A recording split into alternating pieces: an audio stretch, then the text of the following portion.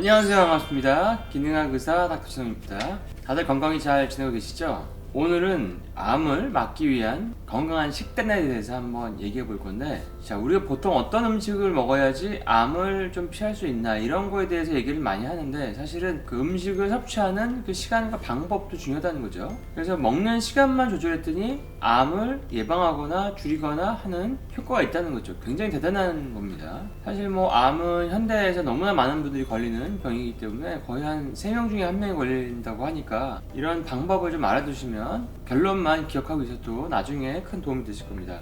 연구 결과가 발표를 된 거를 보니까, 일단은 간헐적 단식은 하루에 6시간에서 12시간 동안만 먹는 거죠. 그러니까 길게 안 먹을수록 더 좋은 간헐적 단식이라고 합니다. 근데 이제 연구에서 쥐를 대상으로 실험을 했는데, 결론이 간헐적 단식은 칼로리 섭취를 낮추진 않으면서 비만에서 유발되는 유방암 종양 성장을 감소시키는 것으로 확인되었다. 또한 폐로의 전이를 낮추고 유방암 발병 위험 역시 낮추는 것으로 발견되었다. 그러면은 이렇게 유방암의 어떤 재발이나 전이나 이런 위험성을 줄인다 그러면은, 사실 유방암을 한번 알았다거나 가족력이 있다거나 이런 분들은 사실 굉장히 이거 중요한 거죠. 중요한 내용이기 때문에 잘 기억하시고 이거를 적용하시는 분 굉장히 도움이 될 것 같습니다.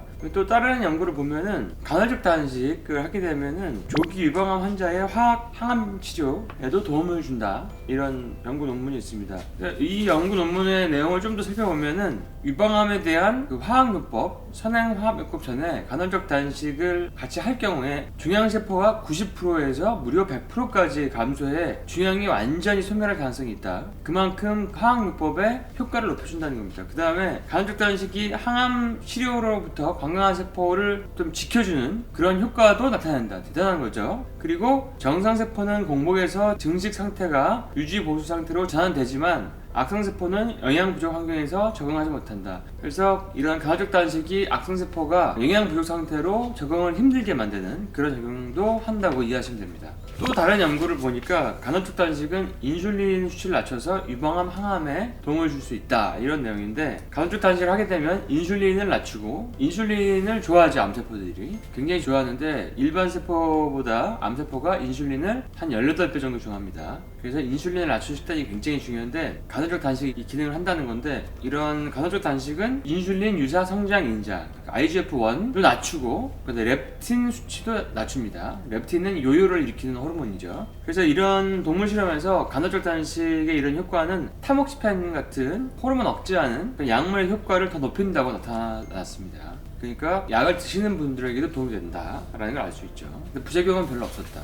그 다음에 무려 2,413명의 여성을 분석한 논문을 보니까, 13시간 이상 공복을 유지하지 않는 여성들은 유방암 재발률이 13시간 이상 공복을 지키는 여성들보다 높은 것으로 나타났다. 그러니까 13시간 이상 공복을 할수록 유방암의 재발이 낮다는 얘기죠. 그 원인으로서는 당 조절 기능 향상, 그러니까 인슐린이 떨어진다는 얘기죠. 그 다음에 수면의 질 향상 등이 원인이 될 것 같다, 이렇게 유축이 됐습니다.